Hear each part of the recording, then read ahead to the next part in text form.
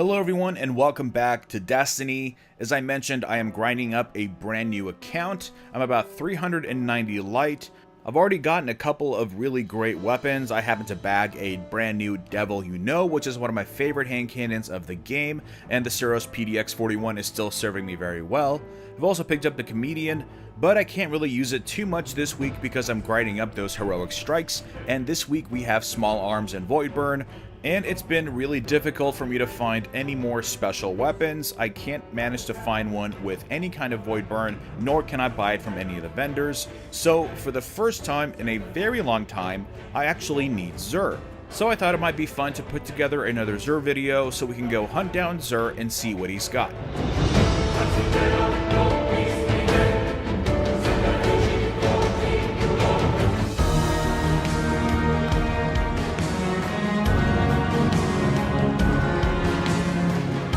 So you can find Xur this week in the North Tower by the doors. Very cool that these doors are going to be opening up in Destiny 2. Although I have to say I was a little peeved to find out that there was a ramen shop behind these doors this entire time that we didn't have access to. We could have been enjoying awesome spicy ramen this entire time. But anyways, moving on to Xur. We start with his usual Legacy Engram. Don't recommend picking this up under any circumstances. Moving on to his actual weapon, we have the Telesto. And I'm actually going to go ahead and pick it up, even though it is Small Arms this week. It's also Void Burn, so having Void on your special will help it make it a little bit more usable. And for the armor, for the Titan, we start with the ACD feedback fences. Not a big fan of this, very situational, and for the most part, I like to stay away from being hit.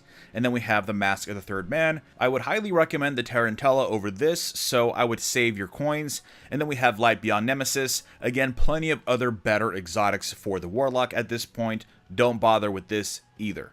So he also has weapon bundles, and you have Hawkmoon and Carrion. And I've never really looked at these before. This is a lot of coins for an exotic. But I suppose if you're missing Hawkmoon or you just want to really test it out, it is a really good gun.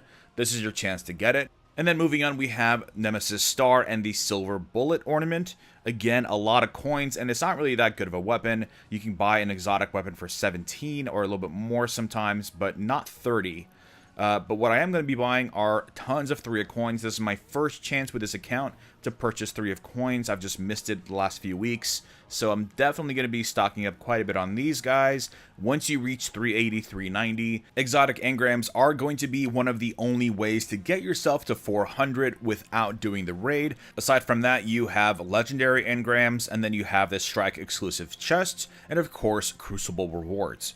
Now, I also picked up a few exotic shards for infusing exotics. The Telesto I'm going to take up right now to 393, and then I probably won't touch it again until I get to like 398 or something along those lines. So that's pretty much it for Xur stash. Again, not super exciting. I'll be very interested to see how Xur returns in Destiny 2, if he does at all. I'm not really sure whether or not they confirm that or not. I can't remember. But anyways, if you want to see my full review of Telesto, I did it quite a while back, so I'll leave a link down below in the description so you can check that out. It's not really a super great weapon for this week, like I said, because of Small Arms, but for me, I was running out of primary ammo a lot, so I just want something to be able to switch back and forth just to do a little bit extra damage. But anyways, what do you think this traveling merchant business is going to look like in Destiny 2? Leave your thoughts in the comments below. Drop a like if you enjoyed this video, and subscribe for more Destiny content. And I will see you all next time.